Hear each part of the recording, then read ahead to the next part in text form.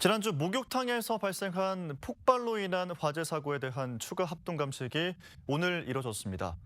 지하 유류 탱크 부근에서 폭발이 발생했는데요. 33년이 넘도록 교체가 한 번도 되지 않았던 걸로 확인됐습니다. 그런데 이렇게 유류 탱크를 쓰고 있는 노후 목욕탕, 부산에 109곳이나 되는 걸로 파악됐습니다. 현재호 기자가 취재했습니다. 지난 1일 불이 난 동구의 한 목욕탕. 두 차례 폭발로 인해 화염이 건물 밖까지 덮치면서 소방관과 주민을 포함해 23명이 중경상을 입었습니다. 1차 감식에서 화재의 원인으로 지목된 건 지하 1층을 채우고 있던 유증기였습니다. 핵폭탄 터진 식으로 꽝 하더라고. 사흘 뒤 진행된 2차 감식에서 소방당국은 지하 1층에 설치된 5,800리터 규모 디젤 유류 탱크에 주목했습니다.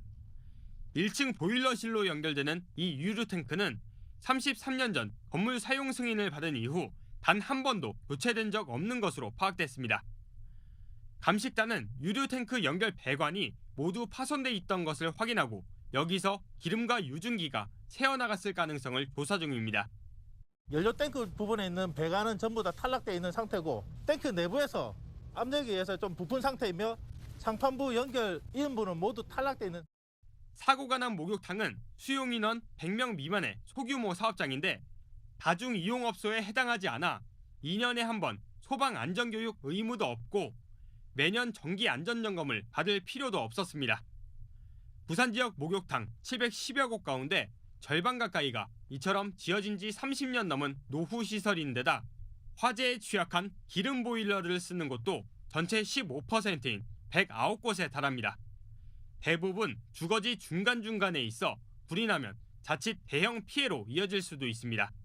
더 위험성은 높은데도 어떤 점검을 한다든가 이거를 뭐 소방시설을 보강한다든가 이런 데에는 또 빠져있는 아이러니한 상황이 발생을 하게 됩니다. 영세업체가 사실은 관리에 있어서 사각지대인 것 같아요. 소방본부는 최초 발화 원인과 함께 해당 시설의 유류 탱크 관리가 제대로 이뤄졌는지 추가 조사를 벌이고 있습니다. 2차 폭발 당시 현장 통제가 제대로 이뤄지지 않았다는 지적도 나오는 가운데 긴급 재난 문자도 화재 발생 2시간이 지나서야 발송된 것으로 드러났습니다. MBC 뉴스 현주호입니다.